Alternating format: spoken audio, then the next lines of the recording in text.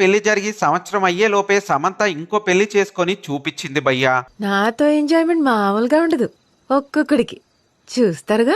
అవును, కొంతకాలంగా ప్రేమలో ఉన్న రాజ్ నిడుమురు సమంత డిసెంబర్ 1 తెల్లవారుజామున పెళ్లి చేసుకున్నారు. కోయంబత్తూరులోని ఇషా యోగా సెంటర్ లో ఉన్న భైరవి ఆలయంలో వీళ్ళిద్దరు పెళ్లైతే జరిగింది. అందుకు సంబంధించిన ఫొటోస్ ని సమంత తన అఫీషియల్ ఇన్స్టాగ్రామ్ అకౌంట్ లో అయితే పోస్ట్ చేశారు. అయితే ఈ రాజ్ నిడుమురు ఎవరన్నది చాలా మందికి తెలియకపోవచ్చు. హిందీలో ఫ్యామిలీ మ్యాన్ వెబ్ సిరీస్ తో రాజ్ డీకే గా పేరు పొందిన ప్రొడ్యూసర్స్ లో ఒకరే ఈ రాజ్. అయితే ఈయన తెలుగులో కూడా ఇంకోసారి డీ ఫర్ దోపిడి, సినిమా బండి లాంటి సినిమాలకి ప్రొడ్యూసింగ్ చేశారు. అంతెందుకు మొన్న సమంత ప్రొడ్యూస్ చేసిన శుభం సినిమాలో కూడా ఈయన వన్ ఆఫ్ ద పార్ట్నర్. ఇక ఫైనల్ గా 3 years గా రిలేషన్షిప్ లో ఉన్న వీళ్ళు ఎట్టకేలకైతే పెళ్లి చేసుకుని ఒకటైపోయారు. ఇక ఈ వార్తలు సోషల్ మీడియాలో ఊపందుకోవడమే కాకుండా రాజ్ మాజీ భార్య అయిన శ్యామలిదేవి గారు చేసిన కొన్ని కామెంట్స్ పైన కూడా ఇటు సమంత కానీ అటు రాజ్ కానీ ఎలాంటి రియాక్షన్స్ ఇవ్వకపోవడం చాలా మందికి చాలా సందేహాలు అయితే రేగుతున్నాయి.